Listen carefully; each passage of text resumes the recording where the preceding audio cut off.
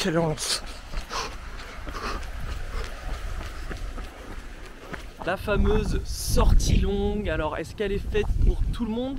Doit-elle nécessairement être longue? Et comment on peut la placer dans la semaine? Voici le thème de la vidéo du jour. Salut, moi c'est Axel, bienvenue sur Wolf Trail. Si vous ne savez pas quel est le but de cette chaîne, sachez que je vous accompagne dans le trail running, que ce soit pour votre progression ou même découvrir cette pratique. Mais bon, maintenant on va parler de la sortie longue, mais avant, comme d'habitude, intro.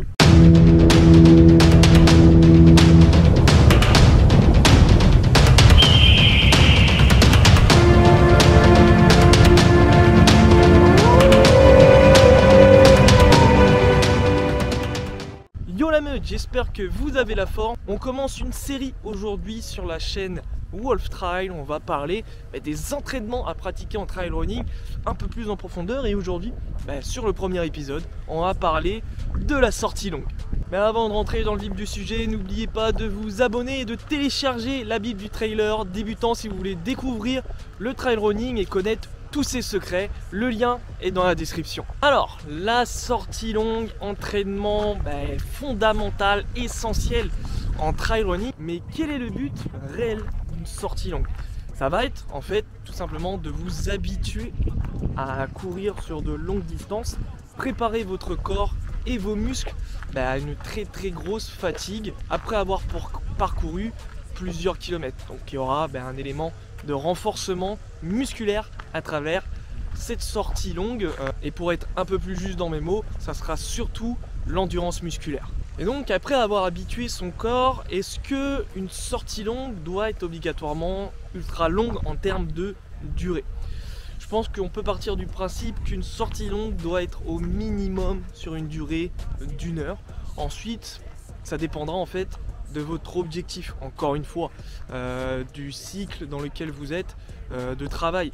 Si par exemple la course que vous allez travailler prochainement c'est un 10 km, 1 heure, 1h15, 1h30, c'est très bien en sortie longue. Si vous approchez quelques semaines d'un 40 km, eh bien on se rapprochera plus des 2 heures, 2h30 de sortie longue au minimum.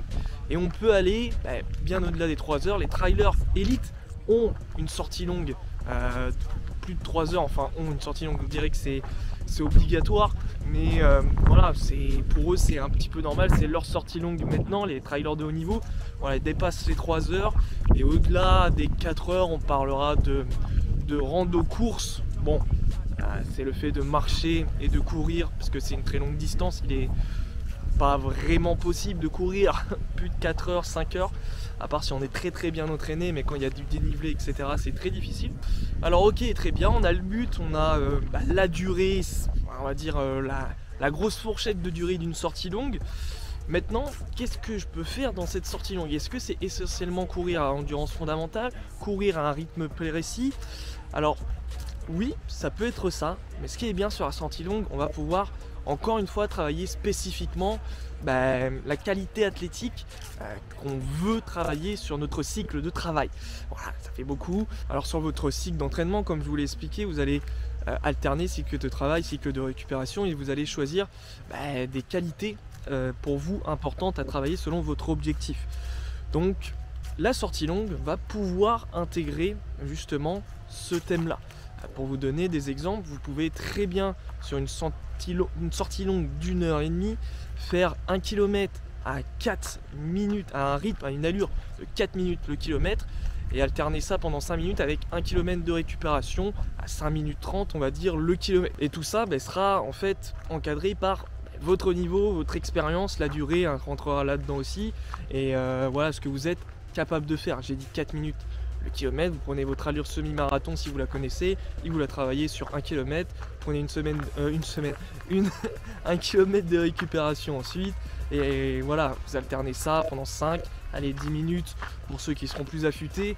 Mais voilà, on peut aussi travailler une sortie longue, vous choisissez un terrain en particulier avec beaucoup de D+, beaucoup de dénivelé, beaucoup de montée, parce que votre prochaine course, puisque vous allez, je sais pas moi, dans le Massif central, votre trail fait beaucoup, enfin il y a beaucoup de dénivelé pour un trail, vous allez le travailler tout simplement sur votre sortie longue, vous habituer à ce type de parcours. Donc la sortie longue est riche de possibilités et c'est vraiment une séance où vous devez prendre énormément de plaisir. Cherchez vraiment à travailler ce que vous devez travailler, ce qu'il vous manque ou le but de votre cycle, je le répète, si vous avez fait une planification.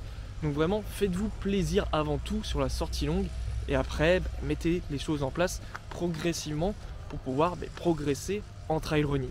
Et quand est-ce qu'on place cette sortie longue dans la semaine? Moi, je ne vois personnellement pas d'autre jour que le dimanche.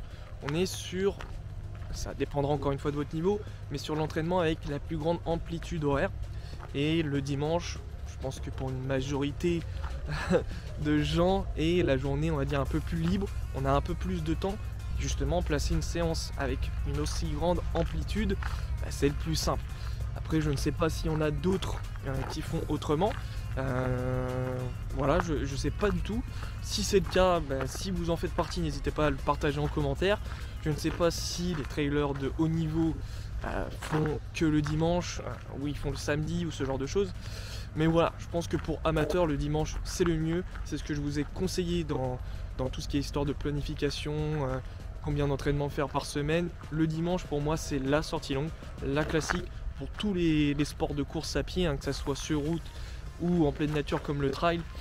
Donc voilà, moi je déroge pas à la règle personnellement, et quand je conseille d'autres trailers, d'autres traileuses, le dimanche c'est la sortie longue dans tous les cas.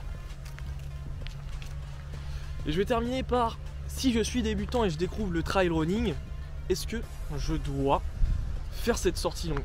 Bien sûr que non. Si vous découvrez le trail running, je vous invite à aller voir la vidéo que j'ai sortie sur premier entraînement trail running, et je vous conseille de répéter cet entraînement au minimum 2 semaines avant d'attaquer une sortie longue. Encore une fois, ça dépendra de vos capacités, ça dépendra de vos années dans le sport en général pour atteindre à un moment donné cette sortie longue d'1 heure au minimum. Voilà, donc en dessous on sera sur une sortie footing de 45 minutes en endurance fondamentale, bref, voilà, sur du classique. Donc prenez votre temps pour intégrer la sortie longue à votre programme d'entraînement. Et donc pour résumer ce type d'entraînement, eh bien la sortie longue, il faudra l'adapter selon votre niveau. Elle peut aller de 1 heure à plus de 4 heures. Voilà, après il faudra savoir alterner marche et course comme je l'ai précisé. Et on pourra travailler spécifiquement des qualités que l'on souhaite améliorer, que l'on souhaite travailler en vue d'une course, ce qui rend vraiment la sortie longue très ludique, très intéressante à mettre en place dans une semaine d'entraînement. Alors la meute, j'espère vraiment, et ça tombe bien qu'il aboie, j'espère vraiment que cette vidéo vous a plu. Il y aura encore plein d'autres épisodes sur cette série, sur les entraînements en trail running, pour vous apporter le plus d'aide, le plus de conseils sur les différents types d'entraînement et vous permettre en fait de progresser en trail running. Sinon, comme d'habitude, n'hésitez pas à liker, commenter et à vous abonner si ce n'est toujours pas fait pour faire grandir la chaîne Wolf Trail. Voilà, on est à 20 abonnés. Bon, c'est vite fait, mais c'est déjà bien, on va pas se plaindre. Devenez votre version alpha et sinon, passez une superbe semaine. Ciao. Merde. Allez, 3 secondes. Boum.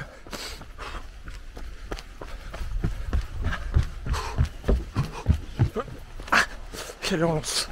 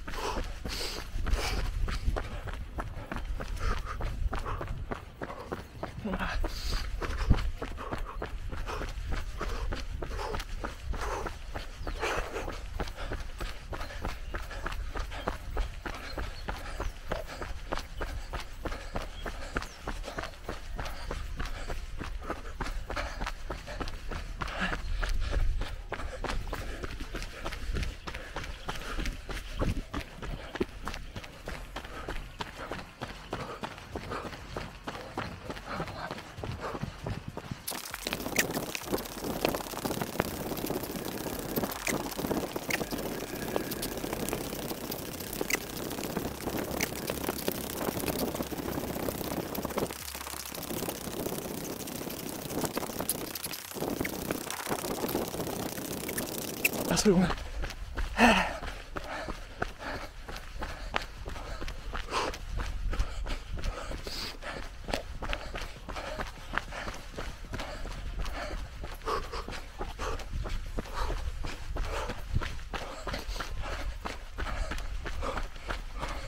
Allez.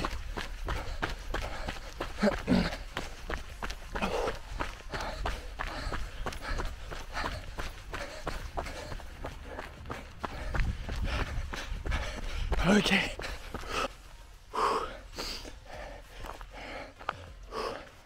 Allez. Ah. Je suis content. Je vais lui faire les mêmes distances à chaque fois. Donc c'est bien.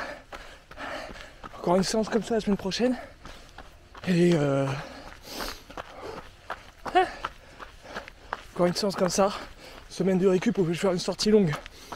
Mais qu'on a endurance fondamentale. 1 heure, 1 heure et quart aussi. Là, il reste une petite demi-heure maintenant. On peut dire une demi-heure pour 29 minutes. Voilà. Donc une demi-heure. Et comme je disais, une séance comme ça. Semaine de récup. Et après encore une autre séance. Et après on fera 2 x 8. Quasiment au même rythme. Voilà. Pour tendre vers 15 minutes à ce rythme-là. Donc progressivement. Voilà. Pourquoi pas 2 x 7 ? Parce qu'à la fin, j'aurai l'impression d'avoir fait moins mentalement. Voilà, là je sens sur la dernière minute moins d'énergie. Voilà, au niveau des muscles, clairement. C'est pas le cardio qui manque. La preuve, je parle déjà facilement. Donc ça va. Plus musculairement qu'il va falloir travailler. Voilà, bon ça se fait facilement. J'aurais pu avoir une pointe. Une vraie douleur un peu plus vive. Là je ressens rien du tout, c'était vraiment purement de la fatigue musculaire. Bon voilà, là on est reparti pour une demi-heure. Comme je disais, on sera 1 heure et quart facile de séance. Et comme ça, emballé c'est pesé. Allez, la bise de la meute. Puis on se revoit encore une fois très vite.